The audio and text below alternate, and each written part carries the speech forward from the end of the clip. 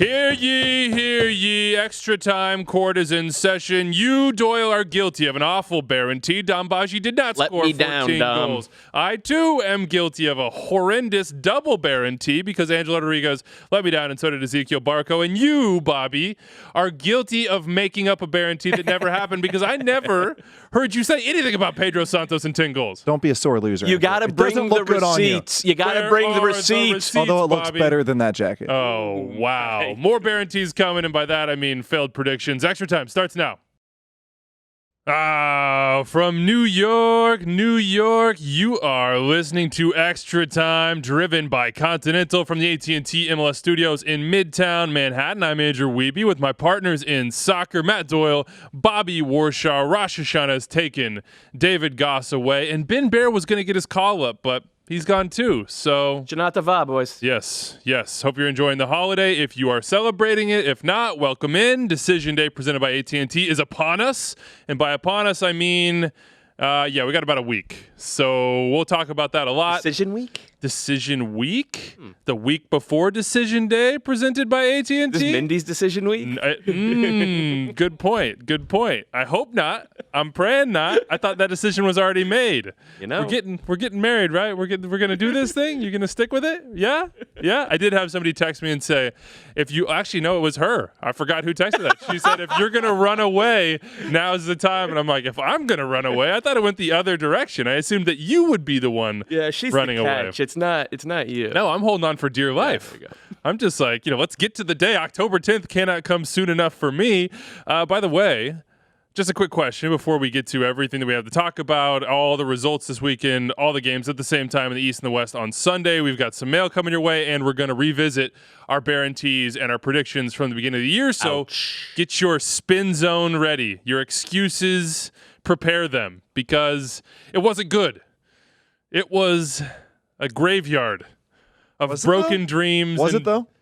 Bobby Maybe yours was. Bobby thinks his were really, really good. Like, he got him on technicalities, and he's like, look how smart I am. Maybe yours were great. Okay.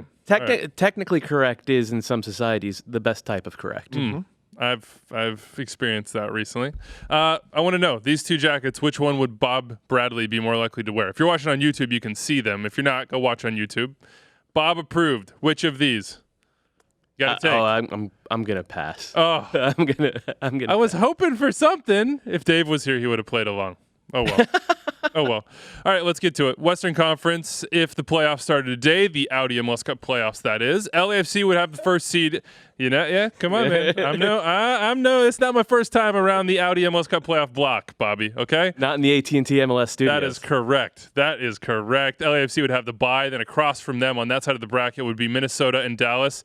No, it wouldn't. They would be on the other side. That's the 2 seed and the 7 seed, and then it would be Seattle and Portland, and you'd have the LA Galaxy and Real Salt Lake, who would be, waiting for that potential matchup with LAFC. That could be fun. Maybe the only way the LA Galaxy could motivate themselves to get up for one, seeing as how they did not seem to be that against Vancouver this weekend. But I just want to talk LAFC again because they drew in Minnesota.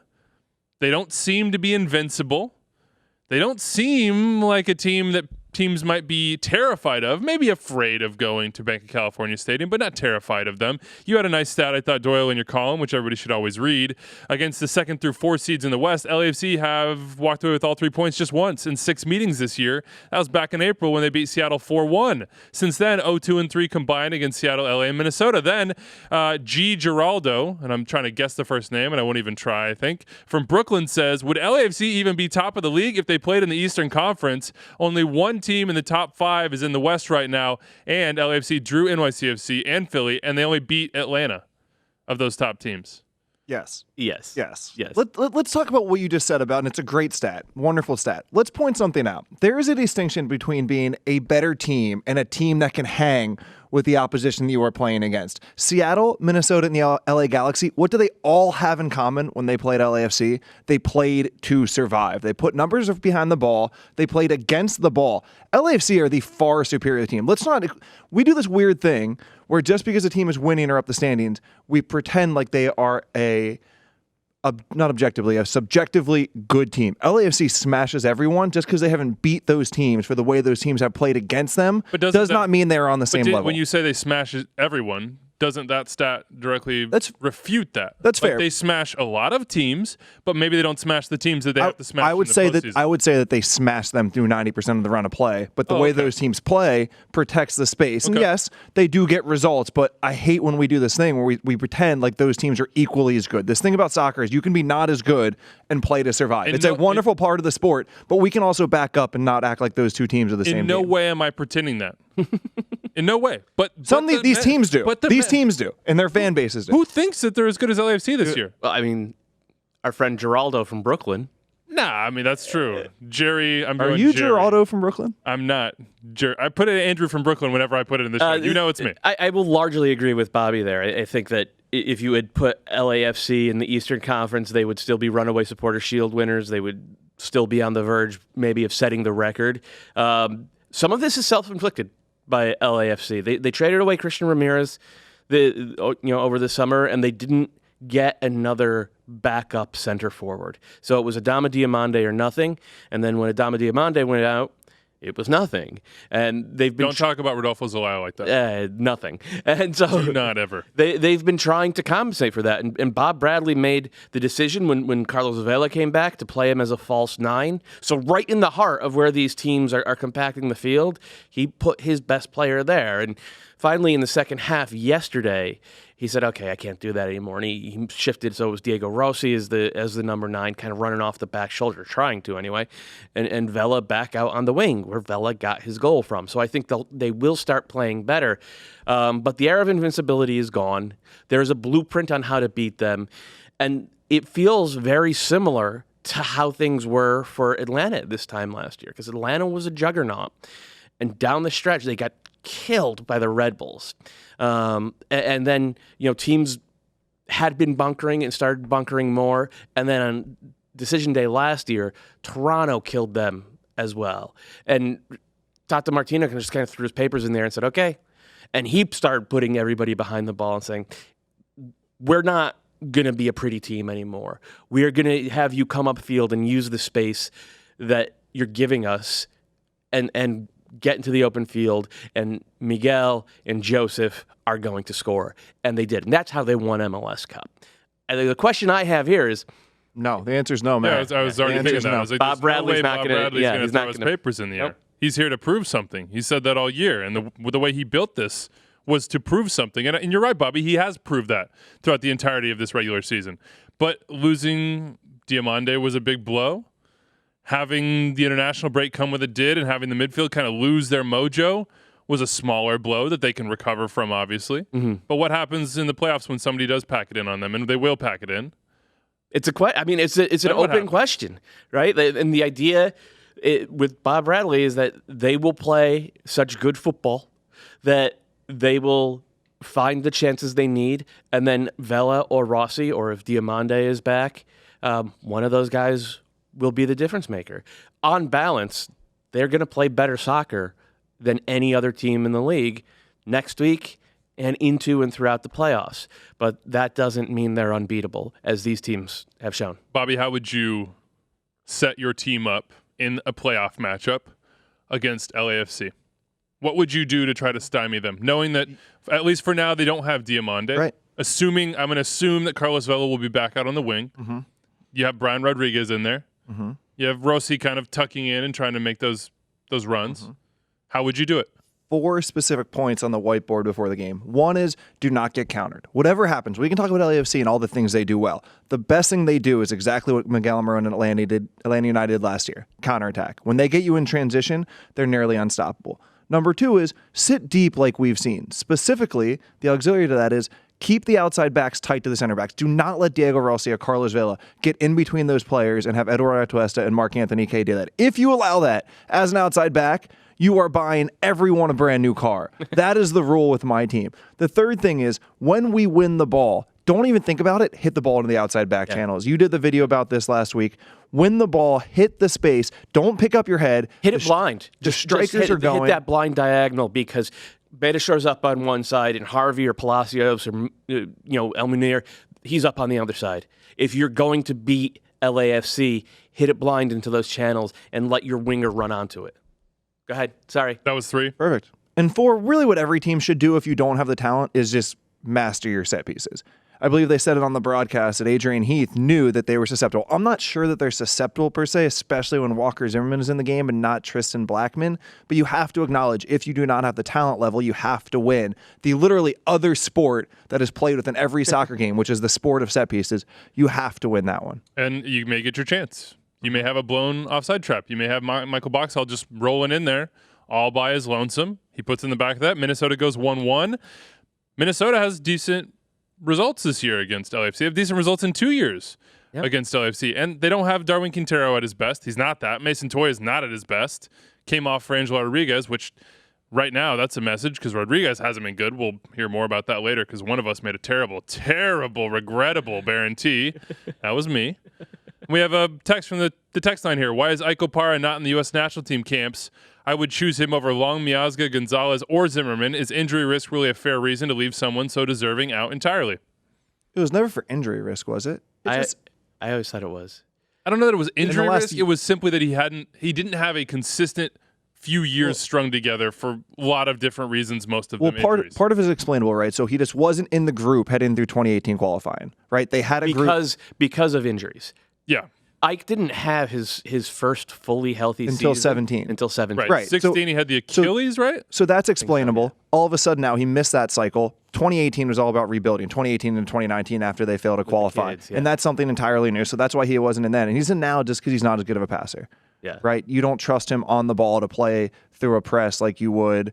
And I know it's a little bit up in the air now after the Mexico game, like Walker Zimmerman, Tim Ream, Aaron Long. That is the reason. Whether you agree or disagree is up to you, but that explains his absence for the last 3 years. All right. How about this? The LA Galaxy, to stick in LA, and people will say, oh, West Coast bias on the East Coast, apparently. How bad this team? What? Huh? They're lost to Vancouver? I guaranteed they would win this game. You guaranteed that they would win this game. The Whitecaps hadn't scored more than 2 goals in like the entire season. But, when it's jailbreak time and it's 2 on the goalkeeper late in the game, a tie game. That was wild, man. What? If that had happened to my 15-year-olds. What is going on right now? You said on the postgame show on Matchday Central that it was like watching men's league. Yeah. Where it's like the end of the game and everybody's tired and you're like, oh my God, we all want the goal. So everybody goes forward. Nobody thinks they have to defend. And then you turn around and the other 2 guys in the other team who've been cherry picking just get to run it in on goal. That's exactly. And I was shocked because it feels like a professional team in their 33rd game of the season who have MLS Cup beliefs or at least hopes. Like it feels like that's inexcusable. I don't know, man. Cosmo tweeted that they're going to win MLS Cup. It's inexcusable. It's awful. If I'm Guillermo Barcelotto, I'm breaking things. Are you surprised? No, you've seen this Galaxy team. I don't know why. For 3 or 4 straight years, they've been this. Right? They got Zlatan last year, and that gave them X amount of goals, and at least gave them an identity. You could cross the ball 100 times, and he's going to win 15 of them in really good spots and score. But they're still not a complete team. And I thought the Caps and Marc Dos Santos did a decent job of taking Jonathan Dos Santos away a little bit, and that kind of threw off the Galaxy's rhythm. But also part of it is like the Galaxy, for whatever reason, they don't get locked in unless they don't get locked in. What does that mean? Because I watched that play and I'm like, do you guys? Do you talk about things? Do you watch? Yeah. Do you think about the scenario? Is somebody telling you like what? Are you what's Guillermo Barcelotto doing in like a film session? Because he's had a lot of moments to like be constructive, right? There's a lot of times where you can like through the season where you be like, guys, this is not what we do. You can't do this, or like we're all professionals, right? Forget GBS, forget the coach. You're all professionals. It's 3-3. In the end of a game, you need a result. You're at home. I think it was fan appreciation night, and your whole team is going to be in one half of the field. This is great. Keep going, dude. I just don't get it. It boggles my mind. Hey, Commissioner Warshaw here for a second. New rule in Commissioner Warshaw world. If you lose to the team at the bottom of the table in the second half of the season, you're eliminated. Wow. You're out. We're calling that the impact rule. Sure. I'm just you're out. You don't get to play anymore. You're disqualified. Yeah. They do get to play. You mentioned something. Not Commissioner Warshaw world. That's true. I never agreed to be a part of that world, and I would never agree to be a part of that. You want to hear the other parts of it? Yeah, actually, I do. We got time here. I just want to say the other thing. No, I don't want to say. Okay. We talk about pressure in this league, and you've mentioned this. We were talking about this out in the bullpen before you came in here. Like, why? I'm incredulous. It doesn't feel like anybody else is incredulous, and it's probably for the reasons that you mentioned, Doyle, and that the kind of foundation of this team and the identity and the culture of this team over the last couple of years is not the same as it was. Landon, Gonzo, Keane, Beckham, we win arena, we win trophies, period, and like, how can this be? Because they know they can be a big deal. Because it shows you where their mindset. They feel confident enough that they can win any single elimination game, home, away, LAFC, Dallas, RSL. It does not matter. And it's infuriating as a fan who has to watch them for 34 games that they have this mindset that if we get into the playoffs, we're fine. But to their credit, they have demonstrated that they are fine. So truly, if they're playing for playoff seeding, if they're playing for a home game, it does not matter to the Galaxy. They know that it does not matter. Does it? I think you're giving them too much credit. You can't say, to their credit, they have demonstrated that they are fine. They haven't demonstrated that in the playoffs yet. The draw against LAFC was really nice. If you played for the Galaxy, would you think twice about having to go on the road against LAFC in the first or second round or at home against RSL? Would that distinction matter in the slightest to you if you were an LA Galaxy member? I think it would. I absolutely think it would, because we all saw that most recent El Tráfico. LAFC throttled them. They throttled them for 70 minutes. Granted, the Galaxy got their result. It took an injury to Carlos Vela to do it, whereas RSL just aren't going to do that. So I understand what you're saying, I largely agree with your overall point, but maybe the Galaxy are a little overconfident because this is a team that could give up 4 or 5 goals in a blink. Is it confidence or is it just like blindness? Like, they all have to know. They're playing in that game. They watched 2 guys run down the field and beat them for the last place team that hasn't been in it for a month and a half. Is it confidence or is it simply in the back of their minds, Galaxy saying, we're not actually that good? We're not actually that good, and we're only going to be good, and we're only going to win if Zlatan is the very best player on the field, and if Jonathan Dos Santos is the second best player on the field, and David Bingham does something incredible because we know we're going to give champions. We've been here. We've been on the field for 33 games. We know we're not that good. When we talk about the game plan that Mark Dos Santos used to win this game, I want to hear about it. And he talked about it after the game. You pointed out the quote. Do you want to give the outline of the quote? Let me see if I can dig it up. Give me half a second. Well, I'll summarize it, because the quote's a little long. The general summary was you have to do 3 things. You have to take away Jonathan Dos Santos because he is the one that runs the team. You have to take away Christian Pavone from doing Pavone things. And you have to and it wasn't stop Zlatan. It was you have to stop the service into Zlatan, because once that ball is in the air, into the box, you are donezo. Zlatan scores that. You have to stop the original ball. Now, 2 of those 3 things are out wide. Right, so I read that as a general game plan, and I would say it worked because they gave up 3 goals, but the Galaxy did not really run. They haven't run the game really all season. They definitely did not run the game or get into the game against Vancouver. So stop Jonathan Dos Santos 1v1, just like the Galaxy did against Atuesta and LAFC. After that, forget about the middle. The middle doesn't matter to you. Usually in soccer, the number 1 rule of defending is do not let them come through the middle. Against the Galaxy, you trust the fact that you can stop Fabio Alvarez or Sebastian Lletget, who we really like, but not really a chance creator. Send your numbers wide. Do not let Pavone get 1v1. Do not let services get off. And it was this really interesting game plan where let's abandon our general principles of stopping play through the middle and saying we just have to stop Jonah, and then after that, all we care about is the wide play. Is RSL, because that's who they have right now, are they equipped to do something like that? In the playoffs? Audi MLS Cup playoffs? I mean, we just saw, like, for the first 60 minutes of that game, Aaron Herrera had Pavone in his pocket. Aaron Herrera was outplaying Pavone, and then Pavone got out wide on the break once, and Herrera slipped, and that was the first goal. You can do it. It's tough to do it. It's tough to do it for 90. And just in terms of raw talent, RSL are at a huge talent deficit compared to the Galaxy. Anybody could. I mean, it's the playoffs. It's MLS. We saw RSL with a huge upset last year in the playoffs. There's no reason to think that they can't do it this year, but the Galaxy would be favored. The answer is you would have to switch. If Pavone plays left wing for the Galaxy, you would have to switch Corey Baird to his side. You don't want Jefferson Savarino to be the one with the defensive responsibility there. So to answer the question, can they do it?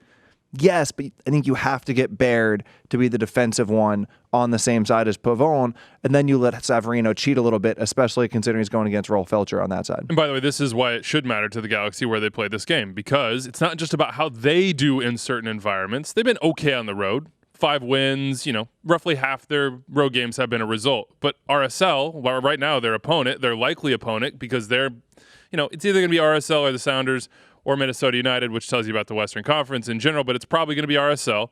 12 wins at home, 3 wins on the road. So it's not just about you.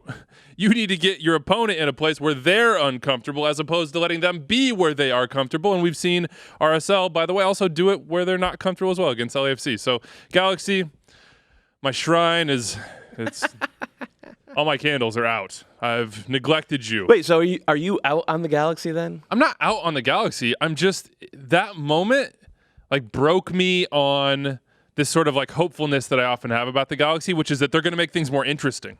Do you think that's my only thing with the Galaxy? They make things more interesting when they're bad, also more so when they're good. Do you think this was them being just plain bad, or do you think it was them being undisciplined? Well, I think that's what makes them bad a lot. Okay. And do you think this is the type of moment that can be used to be less bad next week? I hope it is, but it's in week 33. Yeah. This isn't like the 4th week where it's oh, hey guys, remember, don't send 9 guys forward in a tie game at the very end of it. Just at home, we just would like to get a result. That'd be a great plan. Fair enough. All right. Let's talk about the bottom of the West, where the plans have all gone completely awry. The last 4 matches combined for FC Dallas, San Jose, and Portland, which means all of their last 4. 0 wins, 5 draws, 7 losses. In September, Bird Dog Sam Stachel had this stat on Twitter. Their season's all on the line, by the way, at this point. Dallas, Portland, and San Jose, 1-9-5. 8 points from 45. So we're not going to talk about them. We have beaten this conversation to death. We'll get to them, I promise that. But let's talk about the Rapids, because they're alive. They're here. They could do this thing. 42 points. Just rising from the situation. Just so we're clear, the situation is if both San Jose and FC Dallas lose on Decision Day, presented by AT&T, and the Rapids win at LAFC on Decision Day, presented by AT&T, then the Rapids get in. Now, we just talked about LAFC's weaknesses. You can counterattack against them. You can beat them on set pieces.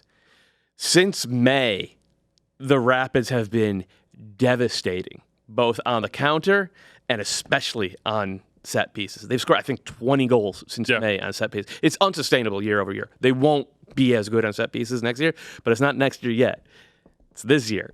The Rapids still got themselves a chance. They may legitimately be the second best team in the West right now, based on the results and how they're playing. There is a point, how we usually watch games on Saturday. We watch a lot of games. You get a general feeling of the favorites, the underdogs. That would be an easy win. That would be a big upset. It occurred to me about 10 minutes before the Western games kicked off that I fully expected Colorado to win, and it would be a huge upset if Dallas had pulled that off. That just gives you a mindset on how far the Rapids have come right now. By the way, I don't know that it is unsustainable on set pieces for next year.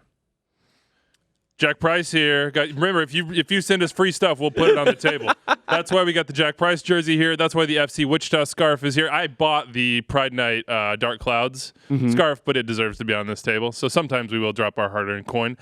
Every team that has been in the best of, Kai Kamara has been the common ground there. Like when Graham Zusi had his MVP season, he was just whipping the ball up to Kai Kamara and Aurelien Collin. Kai Kamara really does completely change who you are on set pieces. Robin Fraser, ton of credit to him. Maybe even more credit to Connor Casey. Because Connor Casey came in interim. Connor Casey came into a team that had lost 9 of 12, hadn't won a single one of those. And Connor Casey got this started, got the belief starting to bubble up. And they're a different team now, soccer-wise. You're right. He rebuilt the belief. He rebuilt the culture. But this team is not just sit and counter. They can do that. But they passed you. The best part of what Greg Berhalter did in Columbus was the fact that he got seemingly probably average players to do impressive things, right? Jonathan Mensah, Lawless Abubakar, Waylon Francis, Hector Jimenez are not necessarily elite MLS passers, and they were passing through the Red Bulls press. Now, Colorado is not doing that, but he's getting Andre Shinyashiki, Diego Rubio, Sam Nicholson, Jack Price, even Kellen Acosta, who's not really an elite MLS possession passer, to pass the ball at an impressive level. That has been my favorite part about what Robin Fraser has done, is starting to build this culture of passing within the team. Lawless Abubakar, one of the best signings of the year. He's a trade. It's not finalized. My understanding is they don't have a, hey, we pay you $200 in GAM and you just give him to us. It's already established. So that's going to be a big question mark for the Colorado Rapids. But look, congratulations to them. What does They've he got go an for? Opportunity. What would you pay for him? Ike Opara was $900. I think Ike was a cool mill, right? Yeah, right. So it was $900 to a mill somewhere. What do you pay for Lawless Abubakar right now? What do you? That's probably not what. It's probably not the question. The question is, what do you ask for if you're Columbus? How much would you ask for? I would. Why are they different? Why are they different? Have you never negotiated? Because it's not just going to be, hey, we'll give you this and it's done, right? Right, but they will ask for as high as you will give them. Okay, so fine. I'm asking what you would so be. So what's the final how high number? Would you be able Just say what's the final number then. This is semantics. What would the final number be for you? It's got to be at least 400. Oh my God, yeah. I thought we were going to say 758. I was going to say $1 million because he's not as good as Ike, but he's 24 and he doesn't get injured. He might be as good as Ike in the end. Maybe that's a stretch. I think that's unlikely. But Ike's really good. But it's similar. Yeah. You know, and he's it's definitely a lot more than it was when the trade was originally made. Yeah. And he fits perfectly. He allows them to play Jack Price, which is huge because you need mobile center backs if you're going to play a defensive midfielder or a regista, really, who doesn't cover a ton of ground at, we'll say, a rapid clip. He fits perfectly for them. If I'm Columbus, I'm asking 7 figures worth of allocation money, and if I'm Colorado, I'm paying it because he's a proven entering his prime center back in this league. You know he fits. You know he doesn't back down from Zlatan. You know he helps you on set pieces on both sides of the ball. You know his passing isn't great, but it's inching towards good enough. And oh, by the way, he's playing for Robin Fraser, who knows a thing or two about developing center backs.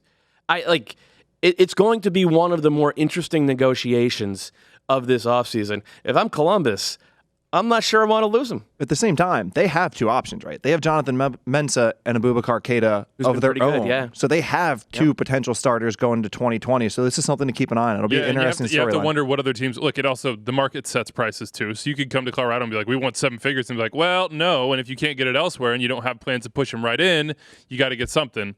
We shall see. Yeah, that's actually a very good point. The one thing the Crew can't do is let the asset depreciate because he's going to be at the peak of his value after the season he just had. So if they're not going to use him, if they're not thinking Lawless Abubakar is going to be a starter next year, they have to sell him to one of these teams within the league, or even if they get an offer from a team outside the league. All indications are that Lawless would like to stay in Colorado, which is understandable. He's got in, they've given him a ton of credit and faith, and he's repaid on it. So they're the Rapids. Let's go to some of the other teams that they're just by virtue of their first 11 games are holding on, which matter. Those first 11 games are big. What's wrong with FC Dallas, says Evan from Dallas. What's going on here? Or is this just who Dallas are? Because that's what my gut says. Is that Dallas was a team that was always going to be hanging around this sort of part of the standings because they went young, they changed head coaches, they're trying to turn things over a little bit. Paxton Pomykal wasn't able to do it for a full 34 games. When he was dominant, they were getting results. They've had good moments. They've had bad moments. I'm going to give you my FC Dallas thought. You tell me if it's stupid. Okay? This is the dream game. Yes, this is extra time. First of all, Thursdays. I do think that FC Dallas are in this category of teams. I know MLS is a league of parity, which is true, but that parity is thinning and getting tiered slightly. And it's okay to say that some of these teams are teams that compete in the 4 to 8 range, and that is fine. If you make the playoffs, you're around the playoffs, that is a success. Fair statement, eh? I'm not sure it's wrong, but I'm not sure it's right. Right. Given that Minnesota are second, it makes me feel like they would normally be a team in that. Minnesota, RSL, all of these non-LAFC, Atlanta, Galaxy spend $14 million on a player team. So it's not 4 through 8. You're more saying like the top 2, maybe 3 spots in each conference are probably always going to go to or close to go to the teams that spend the most money and go get the Velas or the, Maxi, Eber, Betricia, Castellanos, whatever it might be. That's to say, for an FC Dallas, being in 8th and fighting for a playoff spot on the last day is fine. The second part I want to say is that I will say this year it's fine. This year it's fine, yeah. My point is that it's literally every year, but we can have that conversation another day. Moving forward, every team comes into Major League Soccer, really not just Major League Soccer, any league at the start of the season and says they want to do what? Play pretty soccer. Play pretty soccer. Week 20 or week 25 comes along, and what is every team around every league in the world doing? Put numbers behind the ball. And counterattacking. That's exactly right. FC Dallas have not. They have tried to play. They have kept the same principles and philosophies of play that they came into an opening weekend. Does any of this matter if you're not getting results? Does any of this matter if you're losing? The answer is probably not. It does to me, because that's the way I like the sport to be played, and I do think it is more fun and entertaining if it's played in a certain way. And you also have to factor in the fact that they're playing younger players. And that, yes, Paxton Pomykal and Jesus Ferreira and Ricardo Pepi at some point need to learn to smash and win, and that is part of your development. But you also do need to learn to play and try and do hard things and hard moments.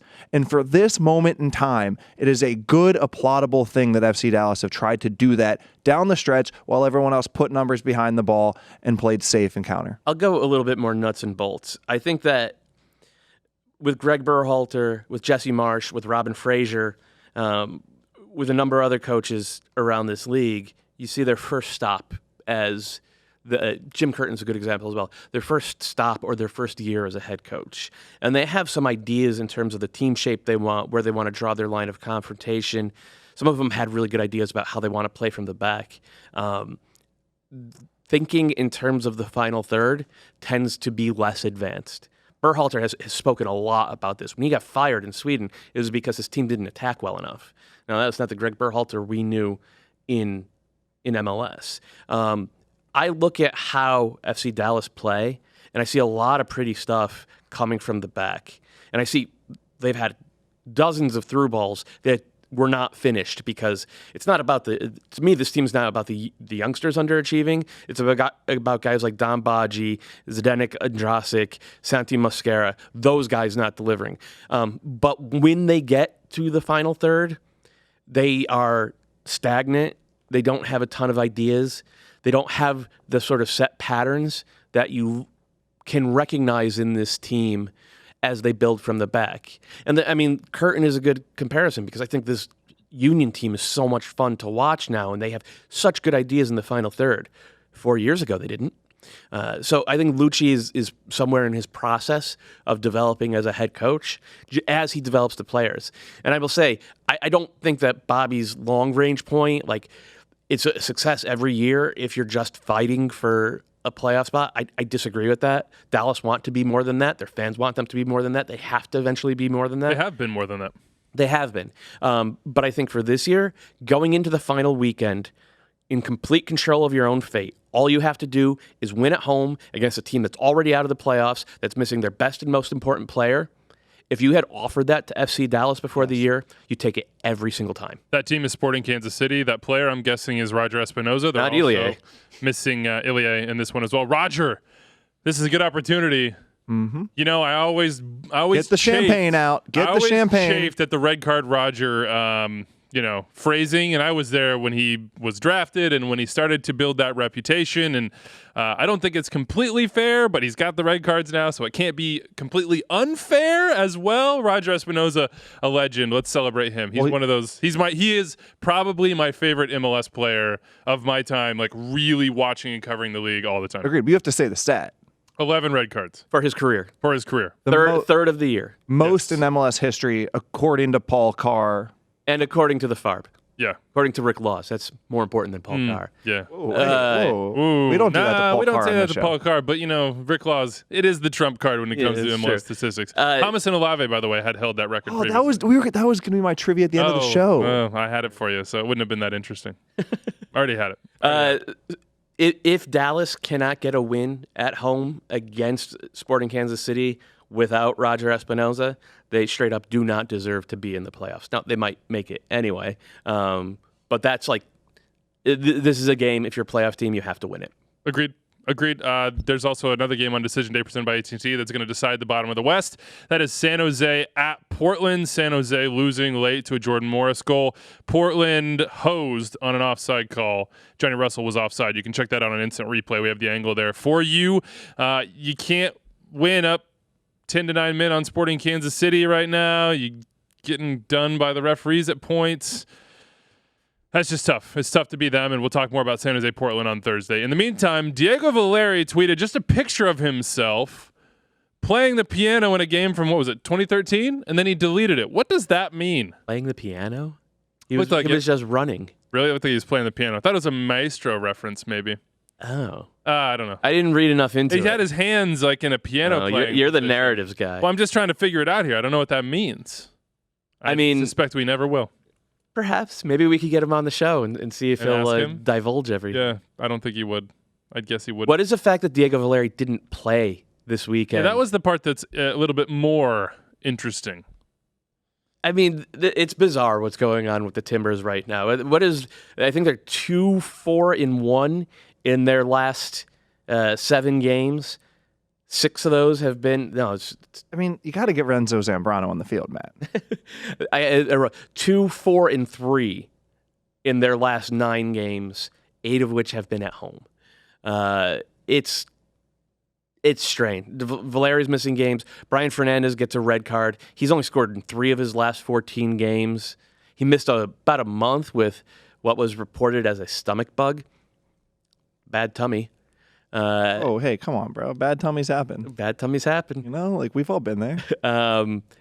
It's like it feels like it is weird. Yeah. It is going exactly the opposite direction of what sort of conventional logic told you it might.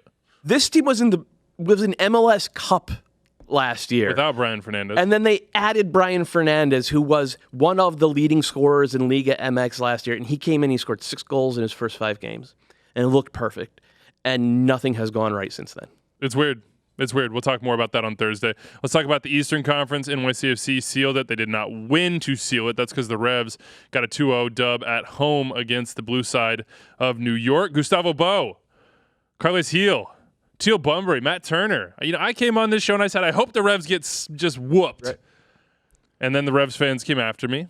Why did you say that? I don't know. Well, because I wanted, at the time, Philadelphia and Atlanta were much better than they were now, and I felt like, hey, I'd like to see them move on because they've earned it during the regular season, because I think just objectively they're better teams, and now I'm not so sure because Bedoya limps off, and if Bedoya's gone, maybe the Union aren't the same, and Joseph's not around, and if Joseph's not around, well, you're darn sure that Atlanta are not the same, and now Gustavo Bo is chipping people, and Carles Gil has been great all season. He would be an MVP candidate in most other years. He's double-double, 10 and 14. Let's do this. We talked last week, NYCFC. Sean Johnson, probably the best goalkeeper in the East. Maxi Morales, Alex Ring, Alexander Matrica, probably the best at all of their positions, right? Now let's go to number 2 in every single one of those. Who is the second best, and maybe you think he's the single best? Debatable, right? But who is one of the top 2 goalkeepers in the East? I don't know. You're kind of putting me on the spot here. Robles comes to mind for sure. Not Matt Turner right now. Yeah. It's not right now. Matt Turner is has been the best goalkeeper in the league. Yes, going into current form, going in a single elimination game, Matt Turner is one of the top 2 goalkeepers in the East. I think he's been the best. Yeah. Who is the best non-Eber or Joseph, and Joseph's out right now, striker in the East? It's Josie. Attacker. Josie. You're going to take Josie over Gustavo Bo on form. 100%.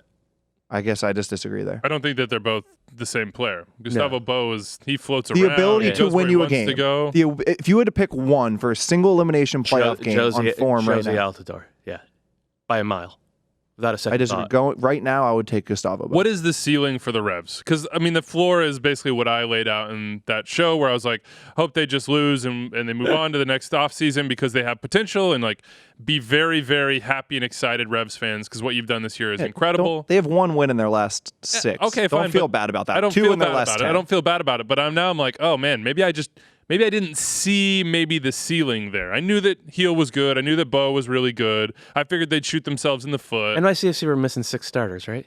Yes. Just want to make. And they had nothing to play for. Yeah, just want to make sure we're. Well, now I'm feeling less confident. I don't know. What's their ceiling? That's what I'm asking. It's high, man. They have somebody that can win them a game in goal, and they have someone that can win them a game in the attack. They don't need to particularly play well. That's an interesting theme for me coming into the playoffs is who can win without playing well. And this team has it because they've got Matt Turner, and up top they've got Gustavo Bo and Carlos Hill. And over the course of this season, they have a lot of practice at not playing well. Perfect. Exactly. The one thing you can't say about them, they will go on the road for every single game. Their ceiling, they draw a lot of games their on the road. ceiling is that they go into the playoffs and they have a game like RSL's at LAFC last year where they get outshot 28-2 and they score 3 goals on 2 shots somehow. And like they sneak by a team that essentially chokes, and then they lose in the next round. Matt, take it broader, because I think this is an important theme, the ability to win and feel comfortable when you're not playing well. Even if we just go back to last year, how many playoff games can we actually identify a team who takes the game, quote unquote, by the throttle, dominates and plays well? I remember maybe Columbus at Red Bull, or Columbus home versus Red Bull, and then vice versa. Mm-hmm. New York against Philadelphia in that first game. Any in the West last year? Any others in the East? We're talking about... I mean, the second leg, the Sounders just killed the Timbers. Okay. So now we're talking about 3 in 15 games? And then the second leg, Sporting really hammered RSL, I thought. Yep. And Daniel Shalloy cursed himself with the look-away goal. So in between, somewhere between half and a quarter of playoff games, there's really a team that plays to the best of their ability. I think that's fair, yeah. Just think about that. As we think about the playoffs moving forward and your ability to win a playoff game, that to me is a really important premise as we evaluate what could happen. More on the East top seeds on Thursday as we preview Decision Day, where they might want to end up, who they might have in the playoffs, and also DC Red Bulls and Toronto, which are kind of floating around in the, like, I don't know, it's mostly mediocre, it seems, but it's easy to convince yourself that Toronto has a high point. It's far harder to convince myself of that for DC and the Red Bulls. Let's get to the part that I actually want to do here, which is revisiting the predictions and Baerantees, the Extra Time Machine. On Monday, we will talk more about our respective awards ballots. I guess you guys will. I'll be on a plane to California. Let's just get going here. Here's the Baerantees, and unfortunately, Ben Bear and David Goss are not here to defend themselves, and maybe it's better that way because I don't want this to turn into a circus. I'm just going to walk you through this, and we can riff on them, we can roast them, we can congratulate ourselves if we're Bobby Warshaw. Exactly. Here are the Baerantees made on this very show. I'm trying to think, what's the worst one here? Dave said no team in MLS will break 60 points. So That's that was a terrible one. That was a bad one. Two teams. Did he mean 2 teams 70? will do that. He meant 60. Okay. I mean, There's only 2. There's only 2 teams. Producer Anders went back and did that one, but it seems like a bad Baerantee. So that's 0 for 1. Bobby Zlatan will have less goals / assists per 90 in 2019 versus 2018, which is such a like in the weeds, not really in the spirit of Baerantee. It was the secondary guarantee. My first guarantee. It's a Baerantee, by the way. Yeah, respect the brand. Come on. My first Baerantee correct was that Pedro Santos would get double-digit goals. Oh my God! But I don't see that in this doc. It wasn't Pedro. Where was it done? Anders, where did you say Anders that? Q on the show. Anders Cue the cha-ching sound. He can get in my ear if he believes that to be the truth. Cue the sound, nope, Anders. We don't have any sound. There's no sound, says producer Anders. Ben said BWP will score 20 goals again. That's tough. That was a bad one. That's tough. Doyle, Dom Baji will score 14 goals or more. And there was one of the quotes, I'm trying to find it here. I've got a ton of Dom Baji stock. That was straight from your mouth. Ton. It's like Bitcoin, man. Just straight in the trash. Man. Wait, is Bitcoin going down? Should we? Aren't your Stanford come on, tech types keeping you appraised of what's going on? I just want to say that Dom Baji, in his 2,640 minutes so far with FC Dallas, going back to last year, in which he's played primarily on the wing, he has 8 goals and 4 assists. Obviously, my my prediction, my Baerantee, is not going to pay off unless he has a really big week next week on decision day. Your guy, Ike Opara, in 2,647 minutes, has 8 goals and 5 assists in his Atlanta United career. But if that was all in one season, I would still be far short of my Baerantee that he would have 20 goals plus assists in this calendar year for Atlanta United. I also said that Angelo Rodriguez would score 14 goals or more. So our Baerantees, which are supposed to be sort of reaches, were big reaches. We had a clear winner. Yeah, we're big reaches. Goalkeeper of the year, neither of us got this one. Bobby said Tim Melia, which was a bad choice. I said Stephen Fry if Seattle conceded the fewest goals, which they didn't. Then I said Braguzan because, quote, Atlanta wins the Shield, which they definitely did not do. Defender of the year, similarly bad. Only Doyle has a chance here, and I don't think it's a good one. Nope. You said Walker Zimmerman. Yep.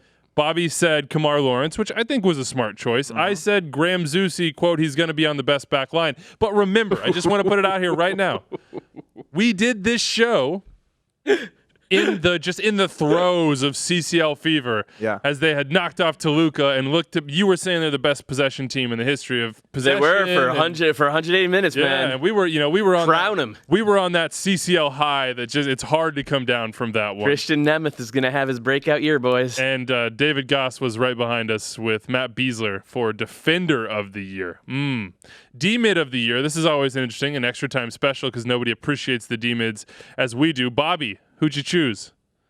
The everlasting Diego Chara. Yeah, that's a good choice. The only responsible pick. I went 3 choices.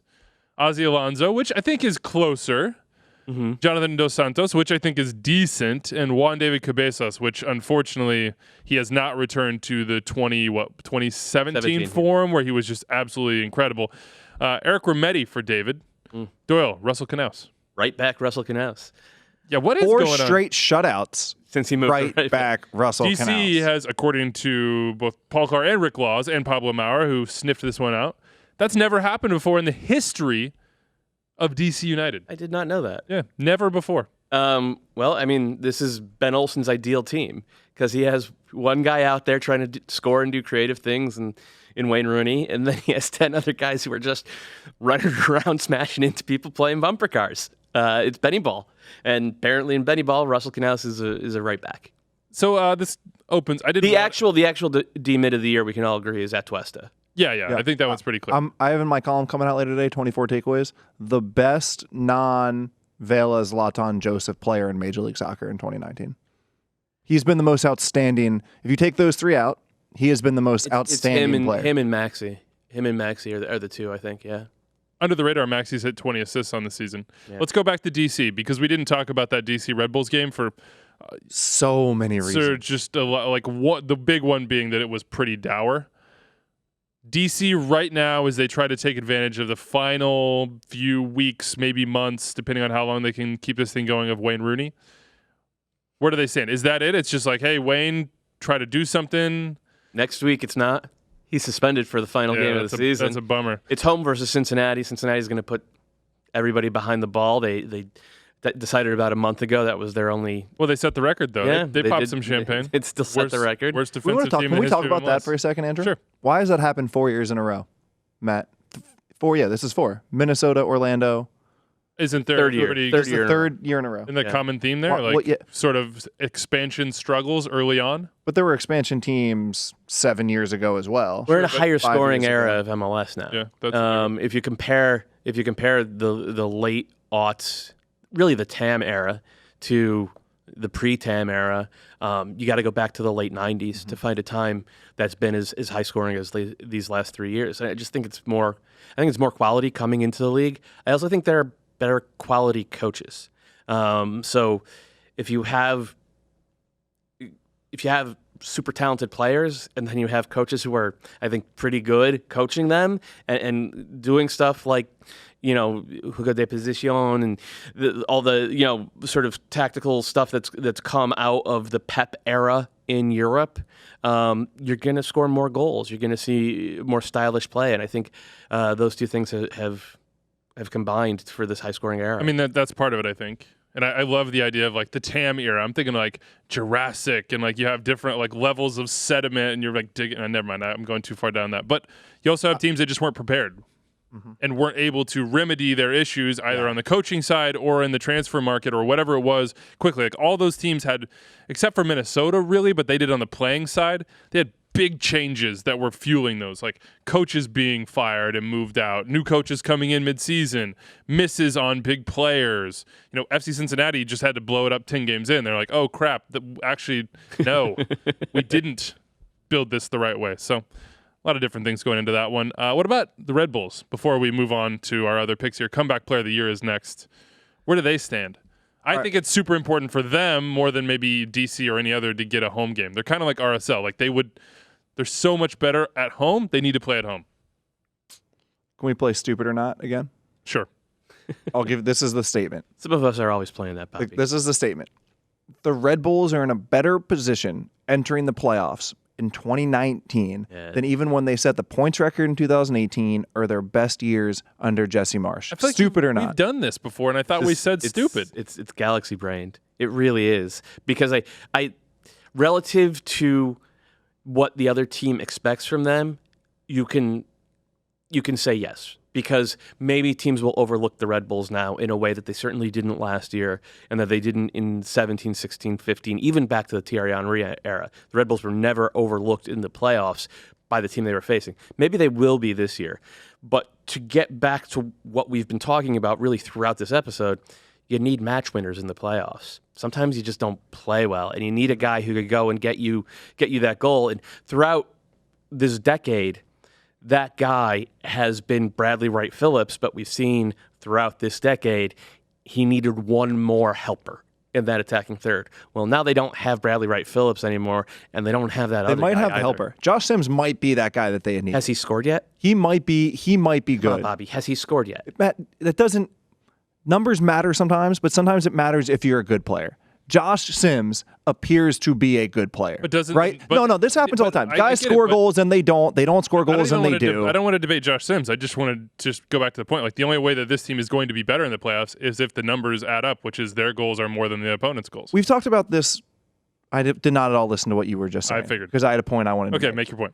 We talked about SKC, right? Were they inherently flawed by not having a center striker? Did they have to fix that? I don't understand how you can't equate the same thing to the Red Bulls.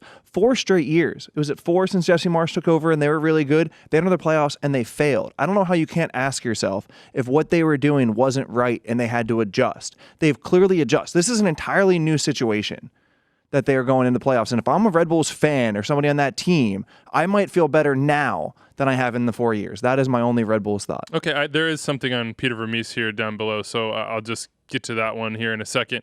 Let's see. Peter Vermees to Thad Bell at the Blue Testament. Quote, the coaching staff can't shoot on goal. He says they've created the 5th most high-quality chances in MLS this season. They created the 3rd most last year. They haven't finished. Another quote on goal scoring, quote, we need somebody of a high quality because right now it's been proven that we don't have that. Is it just a goal scorer that they need? Quote, there's a lot. It's not just one area. There has to be some other players brought in here. Peter Vermees sending some serious messages there. I put this in the rundown because David said the best bet for silverware, think back to that CCL high, was Sporting Kansas City. Quote from Dave, you bring in a player like Kellen Rowe, there are a few MLS teams that can bring Kellen Rowe off the bench. Oof. Very few. Quote, they're the best bet to win the treble. Doyle, that's you. Did I say that? Yeah. It doesn't sound like me. But then you also said you're all sleeping on how important Ike Opara has been for that team. So you redeemed yourself in that one. I said Atlanta was the best bet for silverware. Quote, they don't win the Shield. I thought I said they do win the Shield. I don't know. Bobby, you said the safest money is unquestionably on Atlanta. So, but they did get 2, right? I don't throw out. Open Cup and Campeones Cup. Another win for this guy. Yes. Perfect. Let's go back up here to Comeback Player of the Year. I win this one. Jordan Morris was my guess on this. Dave said one David Cabezas or deep cut Kyle Duncan. I like his deep cut there. That worked out well. Bobby, just being Bobby, David Acom. Yeah. Next year. Yeah. Set the over-under on goals plus assists at 12.5. First player ever to win Comeback Player of the Year and MVP in 2020. After an MVP campaign. Book it. But Doyle, you said Breck Shea. I did. I cursed the poor man. Yeah. I think you're overestimating your powers on that one. Here's a good one. Here's a good hedge from me on Assist King, Darwin Quintero, but, quote, he's a player who could fall off a cliff or be pushed off one. Dave said Carlos Vela, Ignacio Piatti, or Pity Martinez. Bobby said Nico Lodero. Doyle said Lee Win. Oof. You did nail the prediction about LAFC scoring a ton of goals. Yeah, thought they would do it in a different way. None of us said Maxi Morales, which I think says a lot about Maxi Morales. Now we're doing this in retrospect. Mm-hmm. Yeah. What is the thing that we never in a million years could have predicted that happened? Right? Latif Blessing. Yeah. This is a Latif Blessing question. So looking back, what is something that we could have never predicted that ended up happening that just threw everything off? Chad Marshall retiring. Chad Marshall retiring is a big one. Yeah. And that Espinoza getting hurt. Roger. Yes. Yeah. I mean, we could have predicted they wouldn't score goals. Would Kansas City? New York City signing Eber. I think nobody would obviously predicted that BWP would fall off to this degree.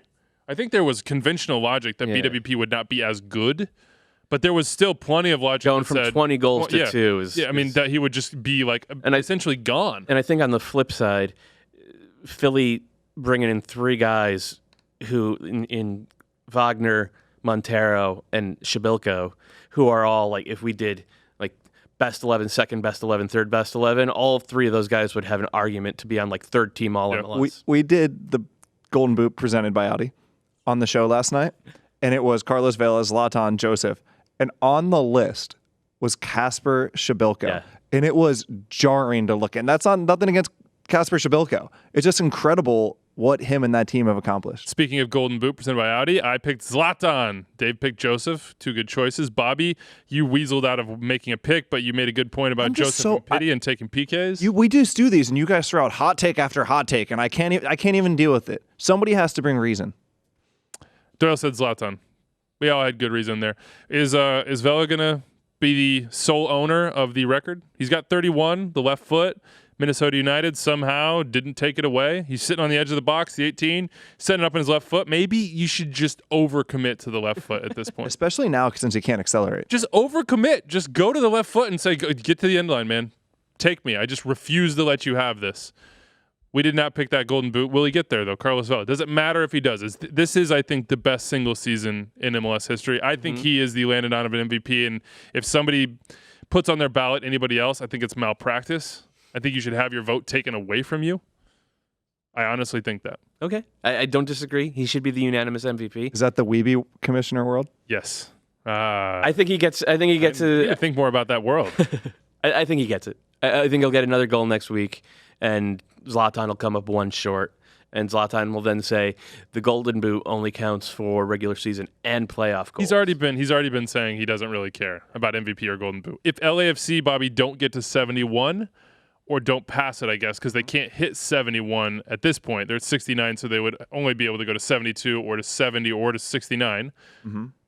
Does that matter to you in this sort of all-time thing? Yes, and it's an incredibly hard distinction to describe, because you can look back on those first 28 games and say over that span, consistently, that was the best team in this league I've ever seen, right? But part of being in this league is playing the full 34 games or whatever the number of games is at that time, and they haven't done it.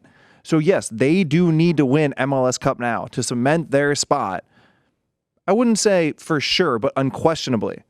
Right? Because in my mind, they will still be the best team I've ever seen. But to be that team unquestionably in the conversation, they have to win MLS Cup. MVP here. I had Zlatan, as I do. Bobby went Josie Altidore, as he does. David went Pity Martinez. Quote, he's the best player in Major League Soccer. Now, he'll be the best player in Major League Soccer. Can't defend yourself on that one, Dave.